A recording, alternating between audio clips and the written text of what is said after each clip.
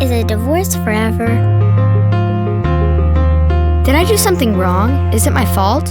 Why do you guys have to fight all the time? Mommy, why are you crying? Can I still see you whenever I want? When the divorce is over, Mommy will come back to live with us, right? My friend's parents get along fine. Why can't you guys? Why do we have to move? I like our house. Do I have to choose between you and Mom? What's going to happen now?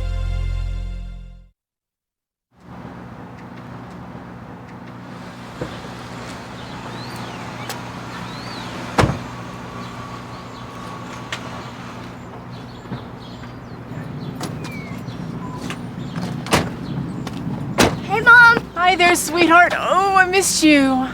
Hey, buddy. Don't forget this. Oh, thanks, Dad. Hey, Mom, Dad and I went to the air show, and it was awesome. Well, I can't wait to hear all about it. Now, why don't you go hop in the car? I need to talk to your dad for a second. Okay.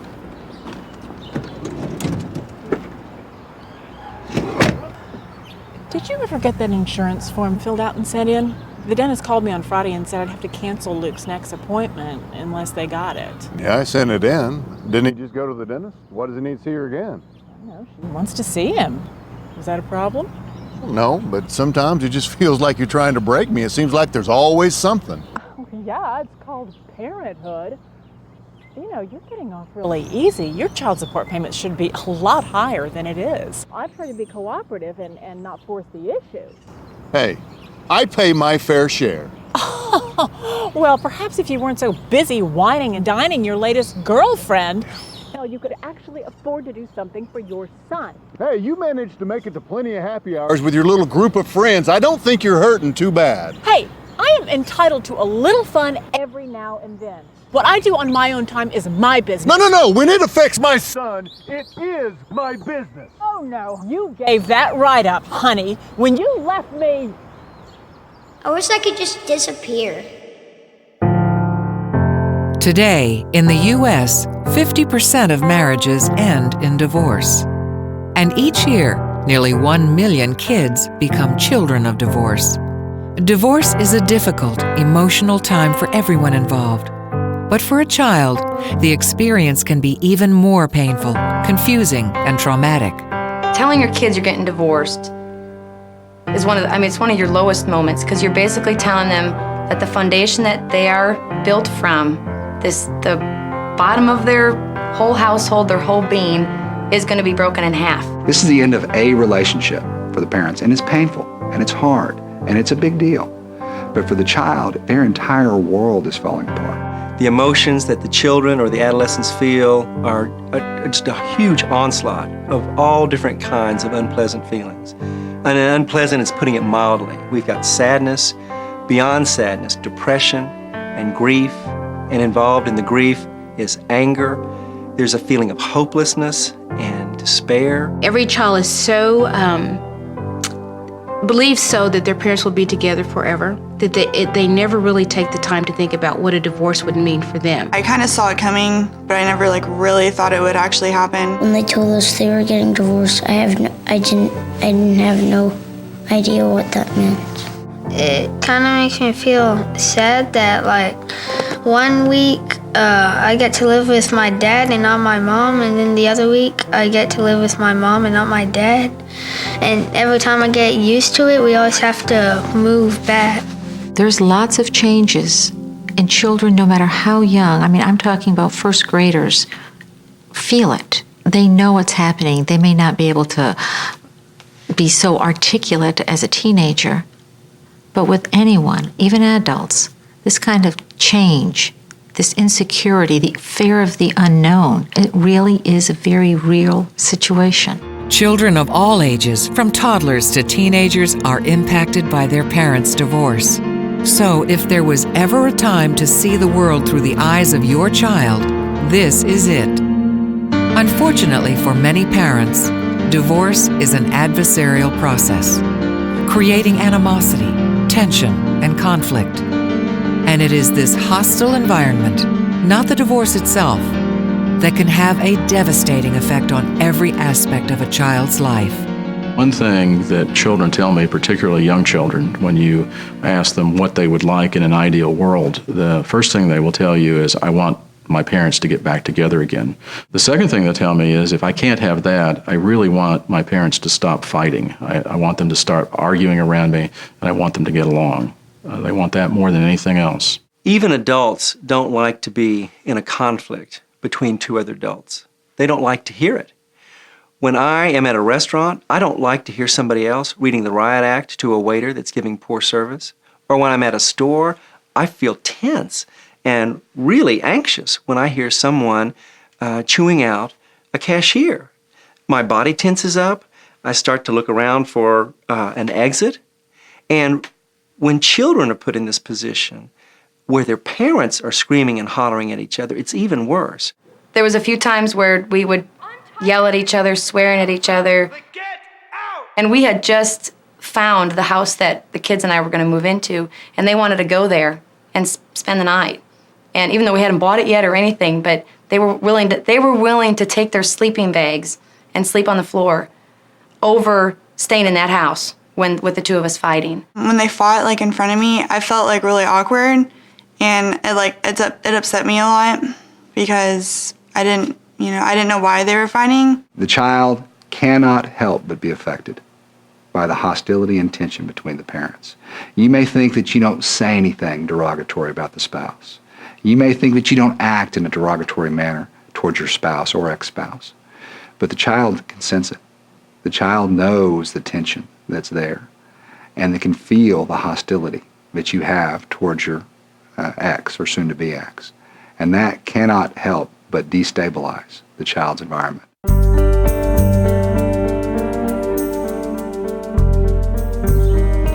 Just let me say goodbye to my kid. Your father wants to say goodbye. Come here, buddy. Hey, see you next weekend, okay? Listen, I'm sorry about getting upset. It's just, your mom, she just loves to start an argument over any little thing. She's an expert at breaking me down. Anyway, I'll call you tonight before you go to bed, okay? I love you.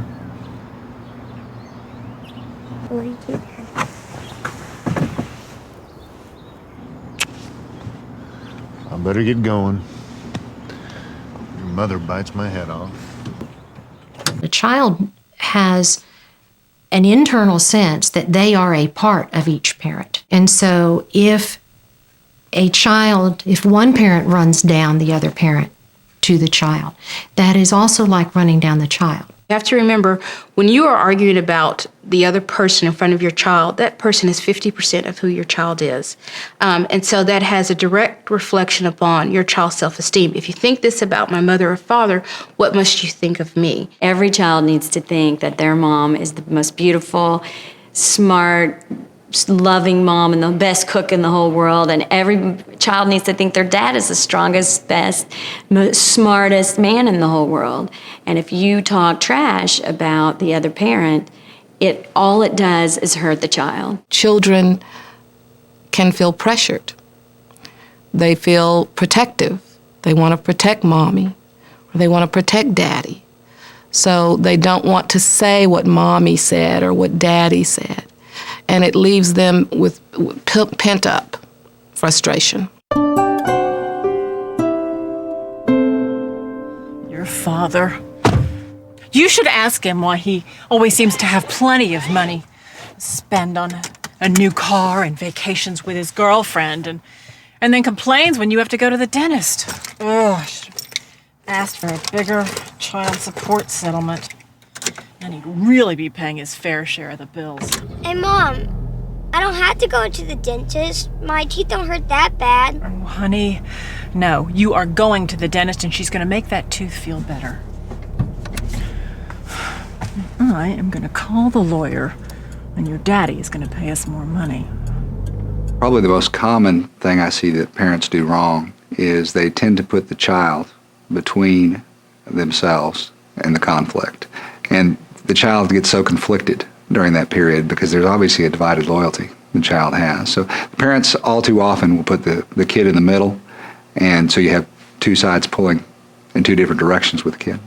I have seen parents withhold visitation because they want to retaliate or hurt the other parent. I've seen them to not put clothes in a bag when they send the child to the other parent because they are upset with the other parent.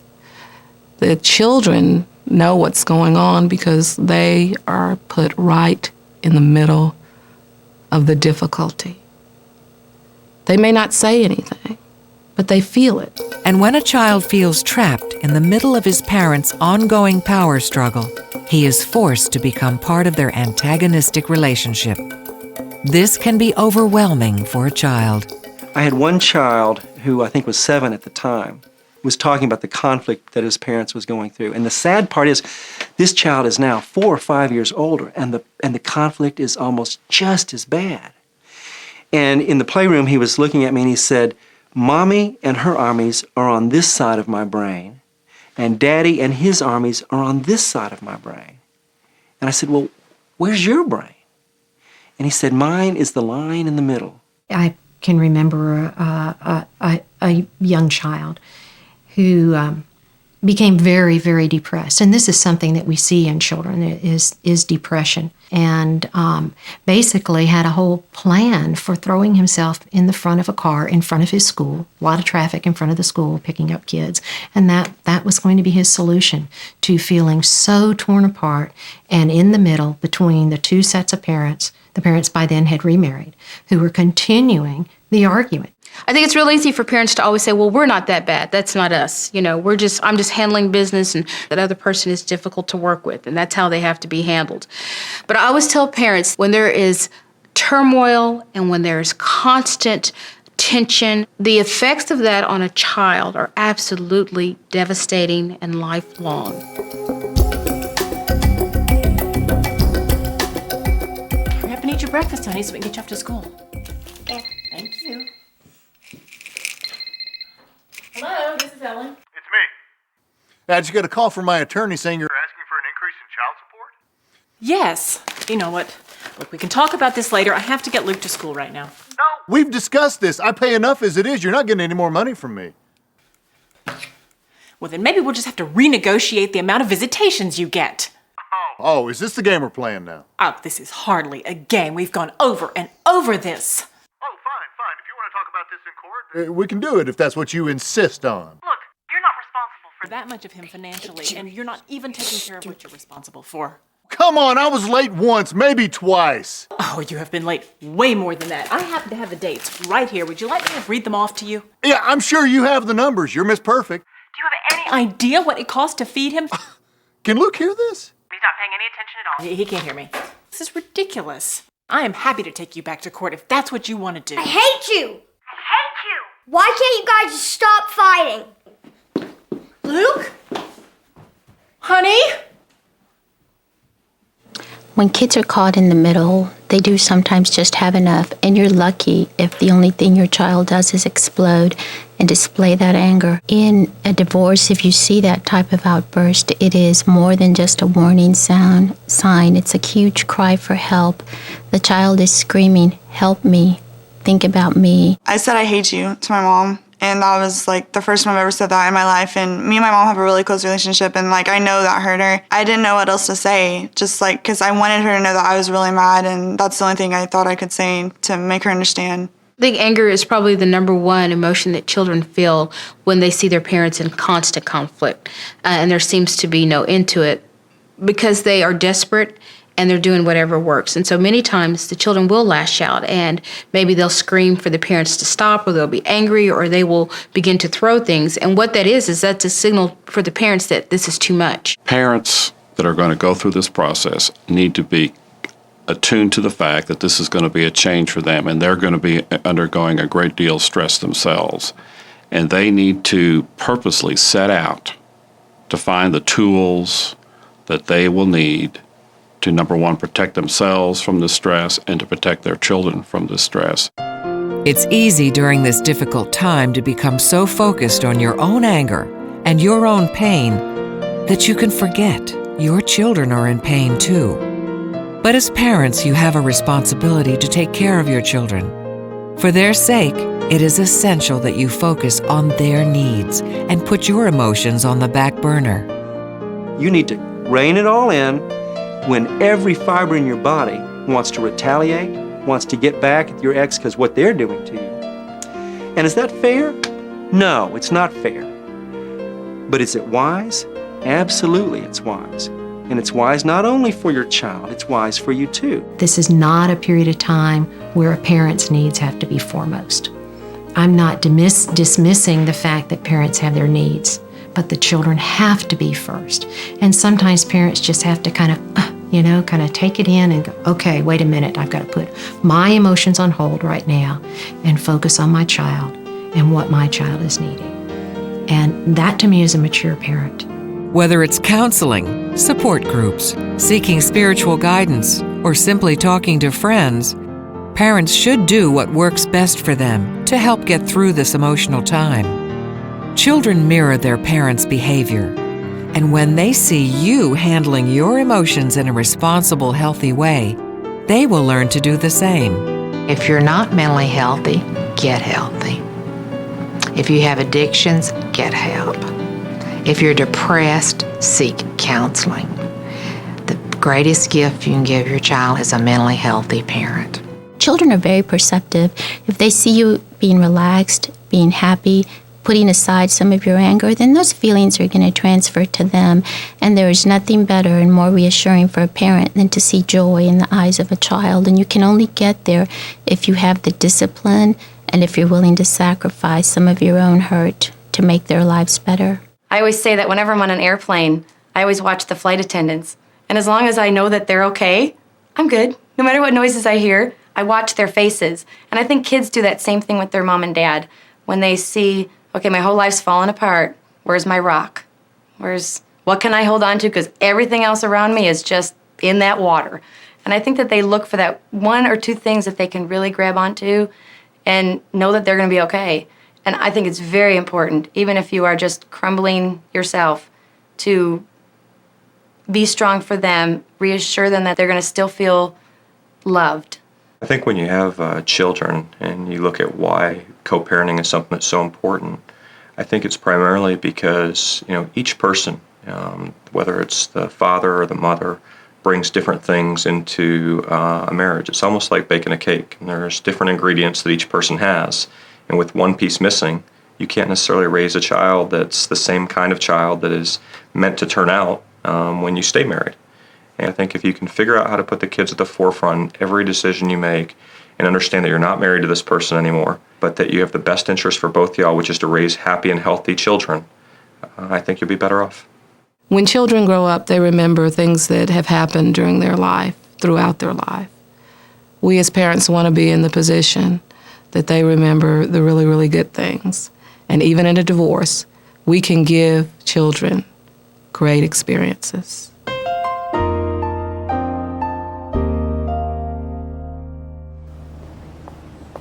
Hey there, sweetie. Hey, Mom. Thanks for picking him up at school. I thought that meeting would run late, and it did. No problem. We've been having a good time.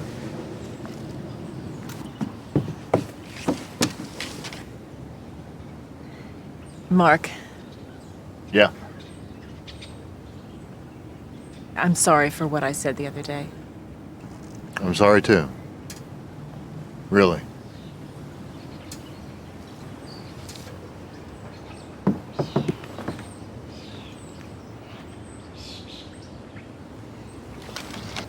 We need to do better. You're right. He deserves better than what we've been giving him. Hey, Mom. Can we stay a little bit longer? Well... Hey, buddy, listen, you probably better get home. No, it's okay. We can stay a while. Cool. Hey, Dad, can you push me on the swings? No problem, buddy. Your child will only be young once, today. Time slips by quickly, and precious moments are over much too soon to sacrifice a single minute of your child's happiness. When you and your former spouse work together to support the emotional needs of your child, you give him the freedom to love both of you equally and give him the opportunity to learn to live with the changes in his life and eventually come to accept them. I have the right to love both parents. I do not have to choose one parent over the other. I am entitled to all the feelings I am having. I have the right to be in a safe environment. I don't belong in the middle of my parents' breakup. My grandparents, aunts, and uncles are still part of my life. I have the right to be a child. Is there hope for children of divorce? Of course there is. This can be done, and it can be beautiful, and life goes on after divorce, and parents can thrive in their own settings, but it's going to take some work. But your children, of course, they can be very successful children with so much love from both parents that their cup will overflow. Children are very resilient. They can bounce back. They can bounce back from the worst adversity. And we need to remember that. It gives us hope for the children of divorce. It's better for me now that they're divorced, because before, when they were fighting, I never wanted to come home. I didn't want to deal with them because I knew it's just a stressful environment when your parents are fighting all the time. And now I feel like I can come to my parents with anything, and it's better for me that I don't have to see my two parents that are supposed to be raising me and setting examples for me fighting all the time, that I can ask them both for advice and I can understand and they won't fight about it. What kids want most is a mom and a dad that love them unconditionally and that will be in their lives forever. They also want to feel that mom and dad are okay in their own worlds and they're happy and their lives are going well. And that's all kids really want. They don't want fancy houses, lots of toys. If they can have a mom and dad that loves them and are happy with their own lives, that's good.